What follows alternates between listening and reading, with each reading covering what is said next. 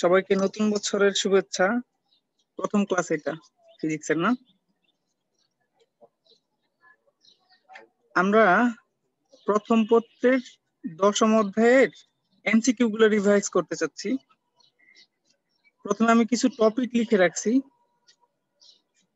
এই টপিক থেকে সাধারণত কোশ্চেন গুলো বেশি আসতেছে, এমসিকিউ।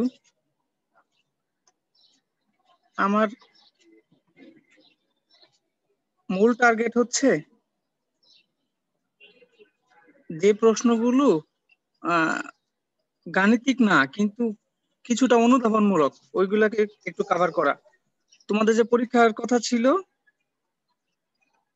এখন আপাতত তো হচ্ছে না, ওইটাকে কেন্দ্র করে আমি তৈরি করছিলাম আর কি। ওখানে কয়েকটা প্রশ্ন দিয়েছিলাম, ওইগুলো তোমাদের সাথে আলোচনা করে দেবো যে এই প্রশ্নগুলো কিন্তু দিয়েছিলাম, এটা তোমার একটু চিন্তা করতে হবে আর কি। প্রথমে হচ্ছে যে 12টা পয়েন্ট লেখা আছে, 12টা পয়েন্ট লেখা আছে, 12টা পয়েন্ট তোমরা নোট ডাউন করে নাও। প্রথমে 12টা পয়েন্ট আলোচনা করে এগুলার একটু ডিটেইলস পড়বো, তারপরে 5-7টা কোশ্চেন, একটু স্পেশাল কোশ্চেন, ওইগুলো আলোচনা করবো। অ্যাটেন্ডেন্সে পড়ে আবার সবাইকে জিজ্ঞাসা করব, সবগুলোই বলে দেবো, তারপরে জিজ্ঞাসা করব। প্রথমে হচ্ছে আদর্শ গ্যাস, এই টপিক থেকে প্রশ্ন আসে। আদর্শ গ্যাস কি, এরকম আসে। 2 নম্বর গ্যাসের সূত্র, 3টে সূত্র আছে আমরা জানি, বয়েল, চার্লস আর চাপের সূত্র। তারপর প্রমাণ তাপমাত্রা ও চাপ, এটা জানা দরকার পড়ে। আরেকবার আসবো আমরা ডিটেইলস আলোচনা করার জন্য। তারপর আমাদের সমীকরণ আছে পিভি ইকুয়াল টু এনআরটি। অনেক সময় আমরা চিন্তায় পড়ে যাই, এটা কোথায় ব্যবহার করব, কখন ব্যবহার করব, রুদ্ধজাতীয় ব্যবহার করব নাকি সমুষ্ণ প্রক্রিয়ার ক্ষেত্রে ব্যবহার করব। এটা আসলে সবসময় ব্যবহার করা যাবে। তারপর 5 নম্বর হচ্ছে স্বীকার্য, গ্যাসের স্বীকার্য আলোচনা করা হয়েছে, যদিও আবার আলোচনা করব। আণবিক গতিতত্ত্ব, যে কোনো বস্তুর অণুগুলো সবসময় কম্পনশীল বা গতিশীল, এটা হচ্ছে আণবিক গতিতত্ত্বের মূল কথা। তারপরে হচ্ছে সিআরএমএস, বর্গমূল গড় বর্গবেগ, এটা খুব ইম্পর্টেন্ট একটা রাশি। এখানে 3টে ইকুয়েশন আছে। CRMS equal to 3RT/m √/, 3p/ρ √3kT/m। আর 8 নাম্বার যে ইকুয়েশনটা লিখছি আমি, এটা তোমরা কেমিস্ট্রিতে পড়ছো, দেখলাম যে আমির ইসাক স্যার আবার দিয়ে দিছে, তাহলে ফিজিক্সেও আসতে পারে। যদি গ্যাসটা আদর্শ গ্যাস না হয়, বাস্তব গ্যাস হয়, তাহলে প্রেসারটা একটু বেড়ে যায় আর ভলিউম, আয়তন একটু কমে যায়। তো এই সমীকরণটা আর কি আবার একটু মনে করে দিলাম, এটা নিয়ে আর কোনো আলোচনা হবে না। 9 নাম্বারটা হচ্ছে গড় মুক্ত পথ, মানে গ্যাসের অণুগুলো ছুটাছুটি করার সময় পরপর 2টা ধাক্কার মধ্যে কত দূরত্ব অতিক্রম করবে। আমরা 3টা সমীকরণ লিখছিলাম, ক্লসিয়াস, ম্যাক্সওয়েল আর হচ্ছে বোলজম্যানের সমীকরণ। ওই 3টা পাশাপাশি লিখছি। কোনটা ইম্পর্টেন্ট বেশি বা কোনটা বেশি ব্যবহার করবো সেটা বলবো কিছুক্ষণ পরে। আবার 10 নম্বর ইকুয়েশনটা আমরা বলছিলাম গ্যাসের শক্তি বলতেই গতিশক্তি, গ্যাসের শক্তি বলতেই গতিশক্তি। তো এখানে আবার সমীকরণটার আরো 2টা পার্ট আছে। একটা হলো E ইকুয়াল 3/2kT, এটা আসলে এক পরমাণু গ্যাসের ক্ষেত্রে। এক পরমাণু গ্যাস বলতে মৌলিক গ্যাস যেগুলা, স্যার সরি আপনি লেখার সাইড গুলো অ্যারো দিয়ে যেগুলো লিখে রাখছেন না, ওগুলো স্ক্রিনে দেখা যাচ্ছে না। আমি ওগুলো দেখাবো কিছুক্ষণ পরে, আগে টপিক গুলো বলতেছি। ঠিক আছে। অল্প পড়া, এইটুকু পড়া। তারপর আর 7টাই প্রশ্ন আছে। 3/2kT যেটা, এটা হচ্ছে এক পরমাণু গ্যাসের ক্ষেত্রে। এক পরমাণু গ্যাস বলতে মৌলিক গ্যাস বলে ফেলছিলাম, সরি, এটা হলো নিষ্ক্রিয় গ্যাস। আর যদি দ্বিপরমাণু গ্যাস হয় তাহলে 5/2kT হবে, আর যদি বহু পরমাণু হয় তাহলে 7/2kT হবে। এই 19-এ যে প্রশ্নটা হয়েছিল, ওইখানে দ্বিপরমাণু গ্যাসের জন্য হঠাৎ করে দিয়ে দিয়েছিল আর কি, তাহলে তখন একটু প্রবলেম হয়ে গেছে। আমরা তো সবাই 3/2kT পড়ি। তো যদি দ্বিপরমাণু গ্যাস হয় তখন 5/2, আর যদি বহু পরমাণু হয় তাহলে 7/2। এটা মনে রাখতে হবে আর কি। ওই যে আমরা গামায়ের পিভি গামায়ের কল ধ্রুবক, গামায়ের কয়েকটা মান শিখছিলাম ওরকম আর কি, এখানেও একটু মনে রাখতে হবে। তারপরে 11 নম্বর হচ্ছে সম্পৃক্ত বাষ্পচাপ। সম্পৃক্ত বাষ্প যে চাপ দেয় সেটাই সম্পৃক্ত বাষ্পচাপ। 12 নম্বর হচ্ছে হাইগ্রোমিটার।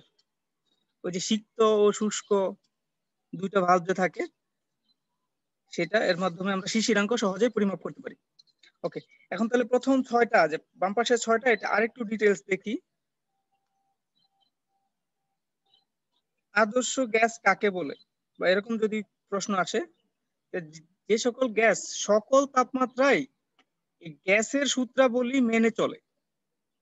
গ্যাসের যে সূত্রগুলো আছে বয়েল, চার্লস আর চাপীয় সূত্র, একে বলে আদর্শ গ্যাস।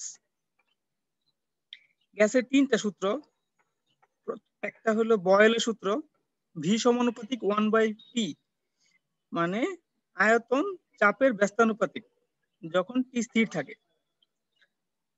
চার্লসের সূত্র ভি সমানুপাতিক টি, আয়তন তাপমাত্রার সমানুপাতিক, তাপমাত্রা অবশ্যই কেলভিন স্কেলে হতে হবে। আর 3 নম্বরটা দেখো, চাপীয় সূত্র আমরা সাধারণত নাম ছাড়া শিখি, এটা একটু শিখে রাখো যে চাপীয় সূত্র প্রদান করছেন বিজ্ঞানী রেনো। উনি বলছে চাপটা তাপমাত্রার সমানুপাতিক, শর্ত হচ্ছে আয়তন স্থির থাকতে হবে, আয়তন স্থির থাকলে চাপ তাপমাত্রার সমানুপাতিক। তো গ্যাসের 3টে সূত্র। 3 নম্বর ছিল প্রমাণ তাপমাত্রা ও চাপ, এটা তো আমরা জানি। প্রমাণ তাপমাত্রা হচ্ছে 0°C বা 273 কেলভিন। আর যদি বলে স্ট্যান্ডার্ড টেম্পারেচার ও প্রেসার, তাহলে এটা 25°C বা 298 কেলভিন, এটা যেন মনে থাকে। তো এটা গেল তাপমাত্রা। চাপ হচ্ছে 76 সেন্টিমিটার বা 760 মিলিমিটার পারদ চাপ। 76 সেন্টিমিটার পারদ চাপ বা 760 মিলিমিটার পারদ চাপ। তো এটাকে আসলে আমরা যদি প্যাসকেলে প্রকাশ করি, এসআই ইউনিট তো প্যাসকেল বা নিউটন পার মিটার স্কয়ার, তো তখন হবে 1.013 10⁵। যদি কারণ মনে না থাকে 10⁵, এইটুকু দিয়ে হিসাব করলে হবে 0.013, অনেক ছোট একটা সংখ্যা। 10⁵ প্যাসকেল, এটা দিয়েও করা যাবে। ওকে, এটা তো কিছুক্ষণ আগে বললাম যে পি ইকুয়াল টু এনআরটি সকল ক্ষেত্রে সত্য, কোন ধরনের কন্ডিশন এর উপরে নাই, সকল ক্ষেত্রেই সত্য। রুদ্ধতাপীয়, সমুষ্ণ, সম আয়তন, সমচাপ, মানে যা ইচ্ছা তার ক্ষেত্রেই তুমি পি ইকুয়াল টু এনআরটি বসাইতে পারবা। রূপা লেখালেখি করিও না, তোমার নাম দেখা গেছে, এটা কিন্তু রেকর্ড হয়েছে, যে কেউ দেখতে পারবে। আচ্ছা, স্বীকার্য। স্বীকার্য গ্যাসের যে স্বীকার্যগুলো আমরা পড়ছিলাম, স্বীকার্যগুলোর মধ্যে একটা স্বীকার্য ছিল, আমাদের অবজেক্টিভ আসতে পারে কোনটি গ্যাসের স্বীকার্য নয় বা স্বীকার্য। প্রথমটা হচ্ছে সদৃশ। বলছে যে একই গ্যাসের অণুগুলা দেখতে একই রকম, সদৃশ মানে একই রকম, আর বিভিন্ন গ্যাসের অণুগুলো দেখতে ভিন্ন রকম, এটা হলো গ্যাসের স্বীকার্য।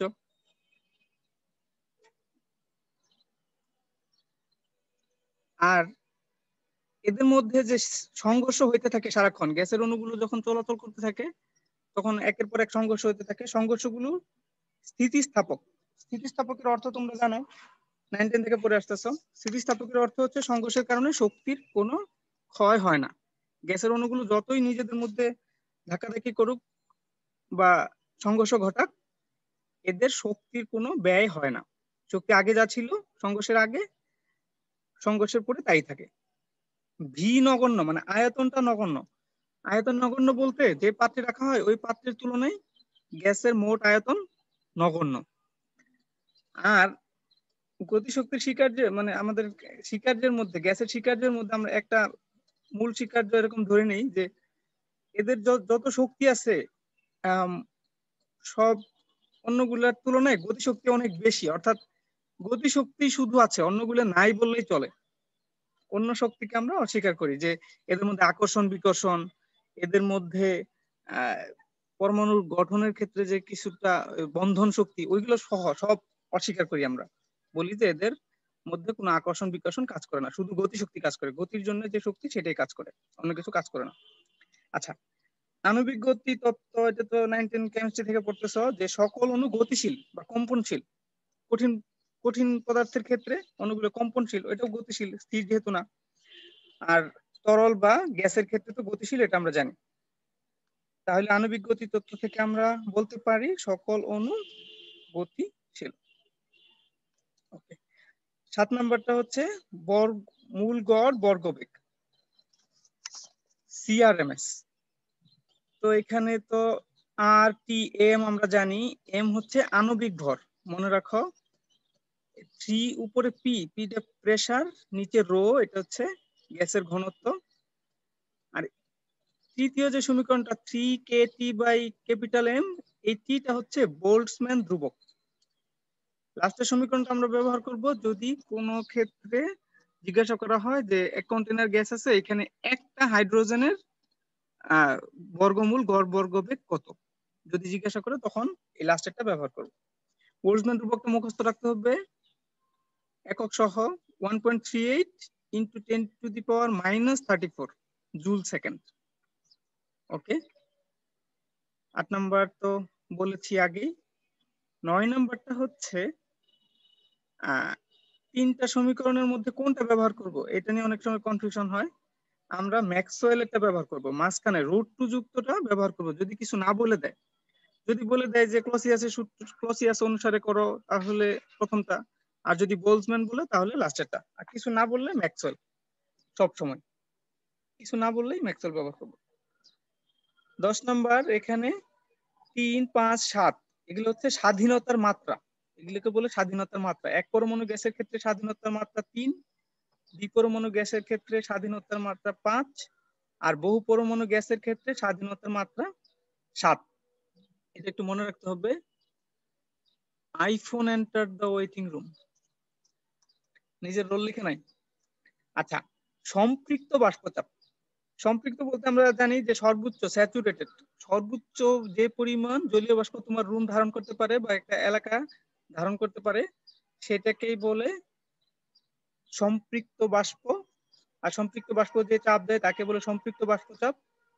তো আমরা সর্বোচ্চ যদি ধারণ করে তখন বলি যে ওই এলাকাটা সম্পৃক্ত বা ওই রুমটা সম্পৃক্ত, জলীয় বাষ্পের দ্বারা সম্পৃক্ত হয়ে গেছে। ওকে, হাইগ্রোমিটার দিয়ে আমরা শিশিরাঙ্ক পরিমাপ করতে পারি। একটা সমীকরণ আমরা শিখছিলাম, θ1 - g, θ1 - θ2।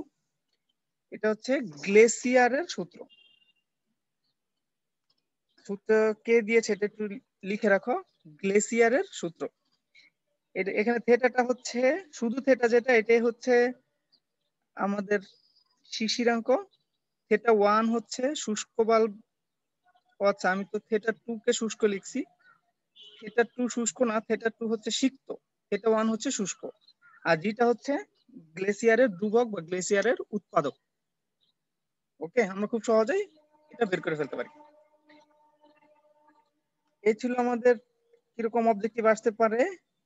এখন হচ্ছে এক কথা উত্তরের মতো প্রশ্ন, আবার এগুলো অবজেক্টিভও আসতে পারে। বুঝি নাই, 2 নাম্বারটা শিখতো, কোন থিটাটা? θ2 শিখতো। আর আমরা জি ব্যবহার করব θ1 এর জন্য। θ1 এর জন্য জি যেটা দেয়া থাকে, জি কয়েকটা যদি দেয়া থাকে, θ1 এরটা ব্যবহার করব। ওকে, এখানে কয়েকটা প্রশ্ন আছে, প্রশ্নগুলো আমি একবার বলে দিচ্ছি, তারপরে অ্যাটেন্ডেন্স নিয়ে তারপর উত্তর বলবো। তোমরা চিন্তা করতে থাকবা যে আসলে উত্তরগুলো তোমরা কয়টা পারো। 7টার মধ্যে যারা 5টা পারো তারা ভালোই। দেখা গেছে যে অবজেক্টিভে আমাদের সমস্যা। প্রশ্নগুলো একবার বলি। শরৎকালে কোন শর্তে শিশির পড়ে? মানে সবসময় শিশির পড়বে না, কোন একটা কিছু ঘটতে হবে তাহলে শিশিরটা পড়বে, তা না হলে পড়বে না, একটা শর্ত আছে। 2 নাম্বার, এটা তোমাদের এই যে পরীক্ষা হওয়ার কথা ছিল এটাতে দিয়েছিলাম আমি, কোন তাপমাত্রায় গ্যাসের গতিশক্তি শূন্য হবে? কোন তাপমাত্রায় গ্যাসের গতিশক্তি শূন্য হবে, এরকম একটা প্রশ্ন দিয়েছিলাম আমি। প্রথম 2টার মতো প্রশ্ন দিয়েছিলাম। স্থির টিতে মানে স্থির তাপমাত্রায়, শর্ট করে লিখতে হয়েছে তো, স্থির তাপমাত্রায় পিভি লেখচিত্র দেখতে কেমন? স্থির তাপমাত্রায় পিভি লেখচিত্র দেখতে কেমন? মানে বয়লের সূত্রে গ্রাফের যে শেপটা, এটার নাম কি, এটা জিজ্ঞাসা করছি আর কি। বয়লের সূত্রের পিভি গ্রাফের নাম কি, মানে গ্রাফের যে শেপটা, মানে জিওমেট্রির যে শেপটা, প্যারাবোলা, হাইপারবোলা, এরকম কিছু। সর্বোচ্চ ধারণ ক্ষমতার বাষ্প ধারণ না করলে তাহলে তাকে কি বলে? মানে সর্বোচ্চ ধারণ ক্ষমতা যে বাষ্প ধারণ করতে পারে অতটুকু ধারণ করে নাই, তাহলে আমরা এই অবস্থাটাকে কি বলবো? 5 নাম্বার হচ্ছে, এটাও দিয়েছিলাম, θ1 - θ2, মানে আমাদের হাইগ্রোমিটার যদি θ1 ইকুয়াল θ2 যদি শো করে, প্রকাশ করে, তাহলে আর্দ্রতার অবস্থাটা কি? যদি শুষ্ক ও শুষ্ক বাল্ব দুটো একই তাপমাত্রা প্রদর্শন করে তাহলে আর্দ্রতার অবস্থাটা কেমন? 6 নম্বর, সম্পৃক্ত বাষ্পচাপের সাথে তাপমাত্রার সম্পর্ক কি? সম্পৃক্ত বাষ্পচাপের সাথে তাপমাত্রার সম্পর্কটা কি? 7 নম্বর, মানবদেহের জন্য স্বাচ্ছন্দ্যকর আপেক্ষিক আর্দ্রতা কত? এটা একটা বইয়ে দেয়া আছে, তো চলে আসতে পারে যে কোনো সময়। আর মেডিকেলে তো একটু অন্যরকম প্রশ্ন হয়, মুখস্থ কিছু দিয়ে দেয়, এই জন্য আর কি এটা দিছি। মানবদেহের স্বাচ্ছন্দ্যকর আপেক্ষিক আর্দ্রতা কত? আমরা বলছিলাম না অস্বস্তিকর, স্বাচ্ছন্দ্যকর, কখন কোনটা, এটা নিয়ে একটা বইয়ে সরাসরি মান দেয়া আছে, এই জন্য আমি এটা দিলাম। আমি এখন অ্যাটেন্ডেন্স নিব, অ্যাটেন্ডেন্সের পরে এগুলো উত্তর দিব। আমি এটা ভিডিওতে দিব না উত্তরটা, যারা ক্লাস না করতেছে তারা খুঁজে নিবে, ঠিক আছে? আমি এখন অ্যাটেন্ডেন্স নিব, এই 7টার মধ্যে যারা 5টা লিখে ফেলতে পারবে উত্তর, তারা বেস্ট। ওকে।